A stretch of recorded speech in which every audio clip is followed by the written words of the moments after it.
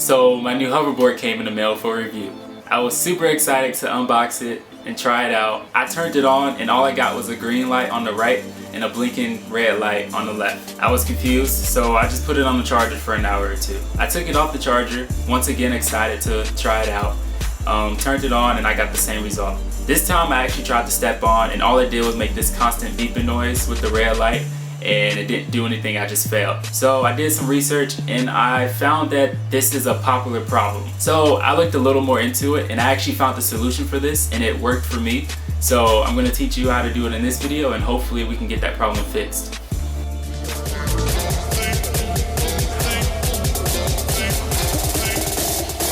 We make the strings louder. Okay, here's my new hoverboard. This is the 8-inch model. I did a review of the 6.5-inch model. Just look in my previous videos if you want to check that out. I was recording an unboxing of this item, but when I went to turn it on, yeah, you know how that went. But first, what I'm going to do is I'm going to turn it on and show you my problem just to make sure that you guys have the same problem. Okay, so I have a green light on the right, which means that we have a charged battery, and then a red light on the left. So this light means that the calibration is off. There's a lot of videos that says just to reset your hoverboard and it will fix itself, but that's not the case for this error right here.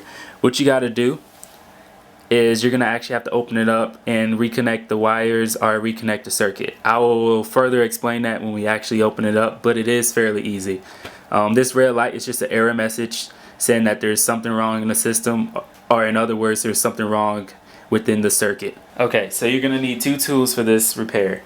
You're gonna need a Phillips head screwdriver and you're gonna need something pointy. You don't want something too sharp, but you do need something pointy. So what I'm gonna use is a mechanical pencil with the flat tip. Make sure that the lead isn't out, so make sure it's pushed in so you have the flat tip.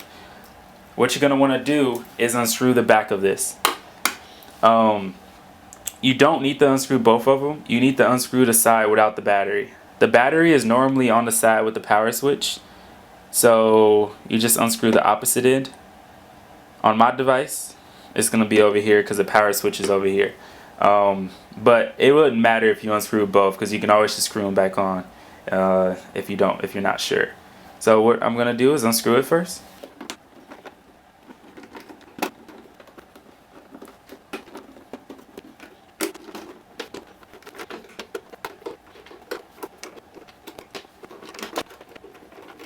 Alright, so you're going to have a total of 1, 2, 3, 4, 5, 6, 7, 8, 9 screws to unscrew.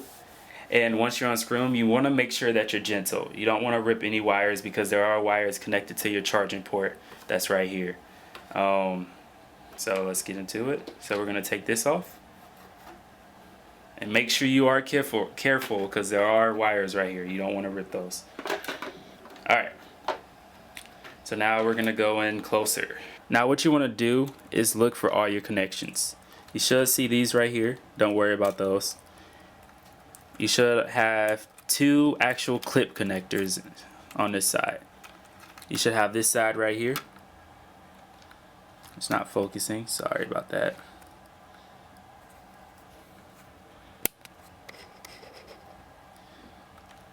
So you're going to have this clip right here. Make sure it's clipped in. If it's not clipped in, make sure you clip it in. So the colors should be going to each other.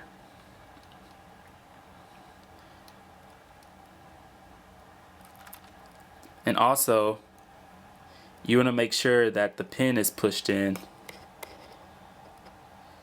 So like each different wire has a pin on it and they're pushed in into the little square slots. This is when the pencil comes in hand, because if anything isn't pushed in, what you're going to do is you're going to take that pencil and you're going to push it in. Mine are actually pushed in on this clip, so I don't have anything to worry about in terms of this. This one looks good. This is what it should look like.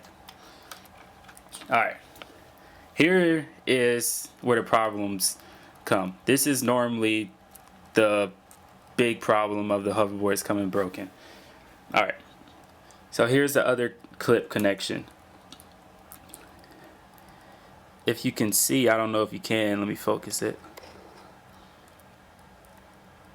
There's clip pins right there.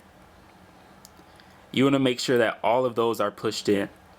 When mine broke, it was because this one was pushed out. So what I did is all I did was took my pencil and I just stuck it in there and just made sure that all of them was pushed in there. And also on some hoverboards, this actually just comes disconnected. I know that these things are made very fast and very cheaply, so some workers just don't pay attention, and sometimes they just don't clip things that should be clipped. That is the case sometimes, and all you gotta do is just clip it back in. But if you're like me and you have a pin hanging out, you just take your little pencil and you just stick it in. And this side is normally good, so all you do is you clip it. You'll hear a little click noise. And then everything should be good. Your circuit should be completed now. I like to think of it as digital logic. Well, it is digital logic, but an AND statement in digital logic, if you don't have all your inputs the same, then you're going to have an error because it's going to be a 0. However, if you don't understand digital logic, just take it like this. All the colored wires need to go to the same color wire. So red to red, yellow to yellow, blue to blue, green to green, black to black. The pins are pushed in now, and that's all you got to do. Once you do that, your circuit's completed, and you just got to put it back together. So just screw the back on there. So now all you got to do is actually put these back on. I accidentally screwed my screw down here.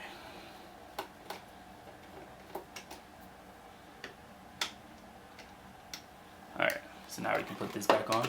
Make sure everything's in place. Make sure all the holes are lined up. Then you put your screws back in.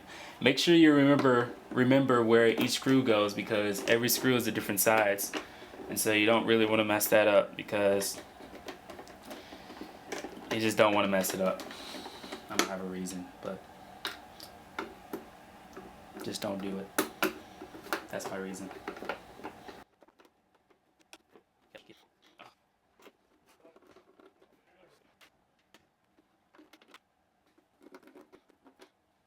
Alright, now it's put together. You just turn it on. Turn it over, Then you turn it on. And as you see, no red light anymore. That means that we can step on and it's ready to go. So I hope that worked out for you.